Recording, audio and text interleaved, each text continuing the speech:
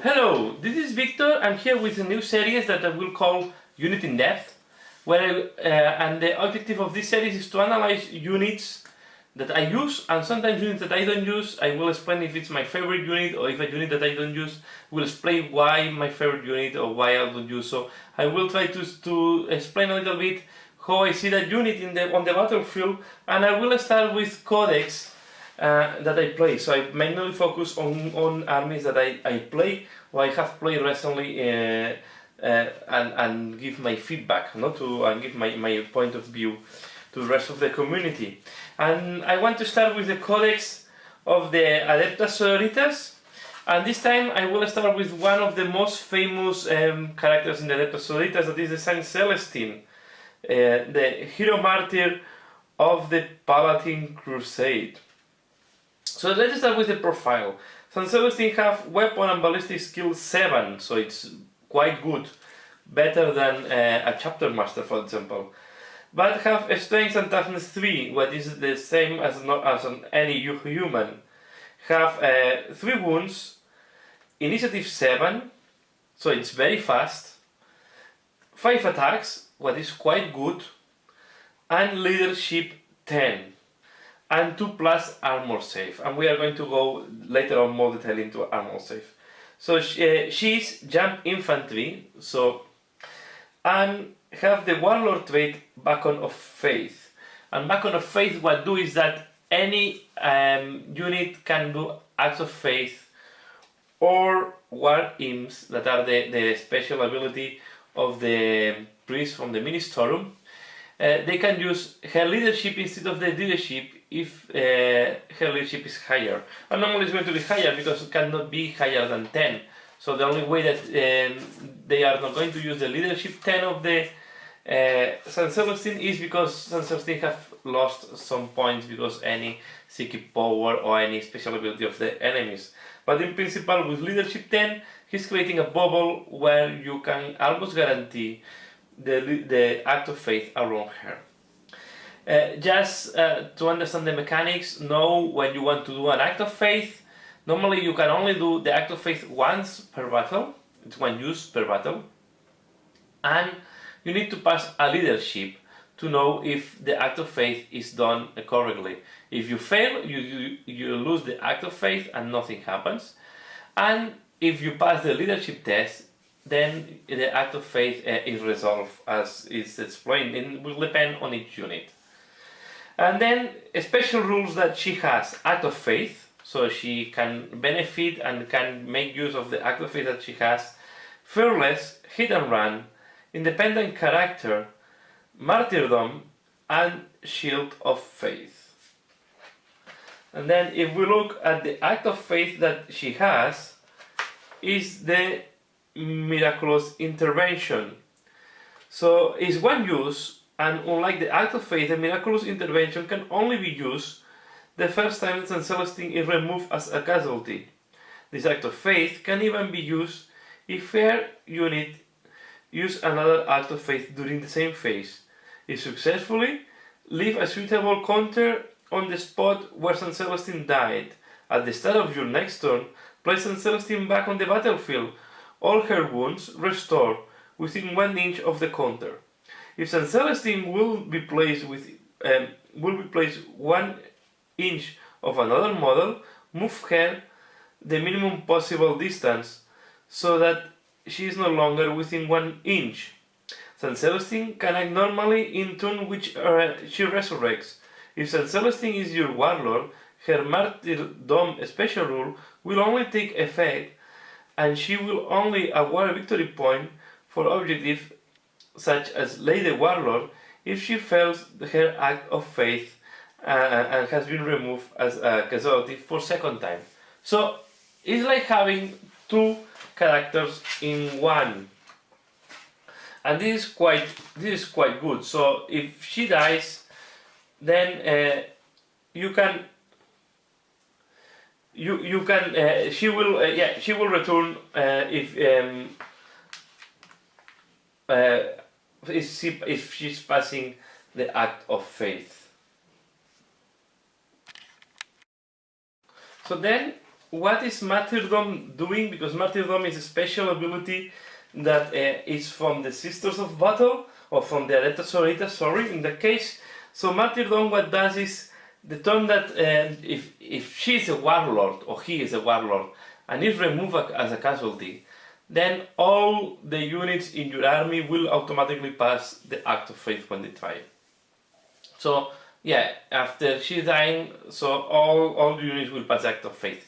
You don't want to use that ability, to be fair. You prefer not to use it. But yeah, but it's a good vengeance. Normally, if you're if she the turn that she dies for second time, you have used most of your acts of faith. So yeah, it can happen. It's a nice thing, but I don't think it's one of the best abilities in the world. Then and then have hit and run, that combines very well with the Seraphins that also have the hit and run special rule. So let's continue now with the war gear. As a war gear, she has frag grenades, crack grenades, and jump pack. She has the armor of Saint Catherine that give 2+ armor save and 4+ invulnerable save. And then she has the Ardent Blade that has 2 profiles, can be used as a heavy flamer or can be used as a close combat weapon that have a strength +2, AP3, and is melee and mastercraft with ability 7. So what I see, first of all, this lady, I think it's done to kill infantry, to kill infantry that have armor 3 or less. It's not done to fight against Terminator, for example. Because with the AP3 you will do very little damage if you do any. She is not prepared to deal with monstrous creatures because they will cause instant death to her. So because she has toughness 3 and cannot be boosted with the her rolls, so she's very and she has not Eternal Warrior, so she's very vulnerable to the instant death. So, and you have to be careful with weapons that have a strength 6 or more. So this means that in close combat unless you can kill, for example, if you take a sergeant with a power fist, most likely you will kill him before he can kill you. So unless you can use your initiative and your ability to kill the miniature faster than he can hit to you, it's better not to go into close combat with that miniature. And this is why I say Terminator, for example, is not a good deal for her, but the Space Marines, any Ors, he will resist quite well if they cannot overcome the 2+ armor save. That is quite good. So in that way, I think she's tailored to deal with infantry and heavily armored, except Terminators or infantry that have 2+ armor save. She's not done to kill monstrous creatures, and she has not good abilities to deal with vehicles, although she has a strength 5 in close combat and can hit some of the back armor in some of the light vehicles. She can destroy some light vehicles. For example, she is not a good opponent for a Dreadnought, because she will only can use then the crack grenades, and depending on the Dreadnought, he don't even do any damage.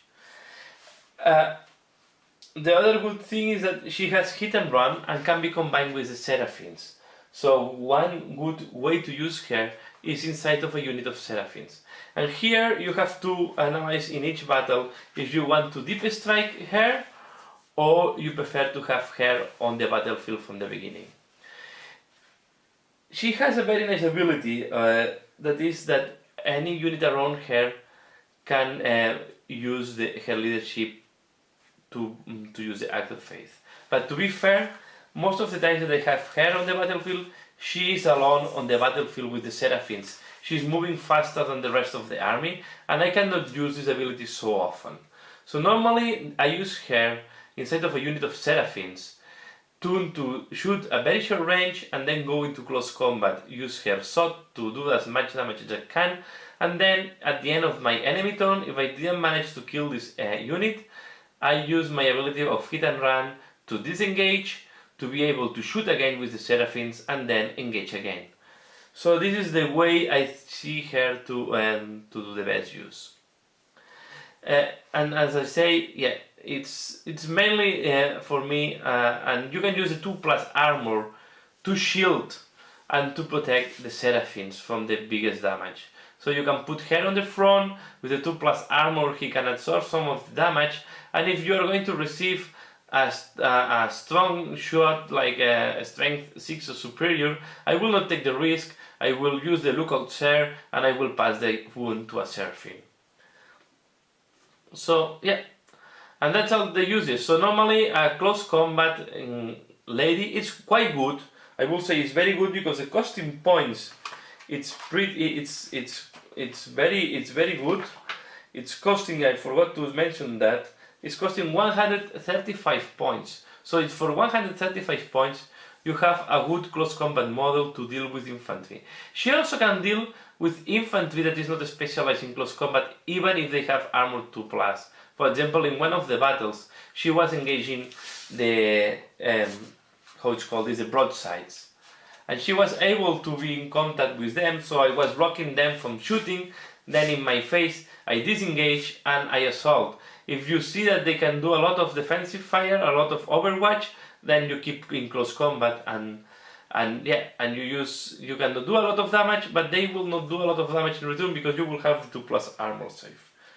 And then it's for the good thing is that because she can return and have a quite high possibilities to returning.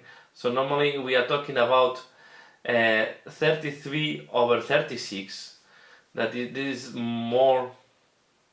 So this is 90%, a little bit more than 90% of probabilities that you return if you are dead, if you are killed. You can take some risk sometime, and then if she dies, you know that she will return for a second time. So good deal. I think it's the best choice in the codex for HQ. It's a very and it's quite strong. So as I say, specialized in close combat and to give a little boost to your unit. So she's doing the 2 works, but she can do the 2 works. So it's boosting a little bit your army, and at the same time is quite good in close combat. But the big weakness is that toughness 3 makes her very vulnerable to some weapons. So that's all. So I hope you find this type of videos interesting. I want to do more. Let me know if you find them interesting and if you want to see more units from the Adeptas Sororitas. I will analyze how I use them. I will keep talking about how to use these units. So thanks a lot for watching and see you again later. Bye.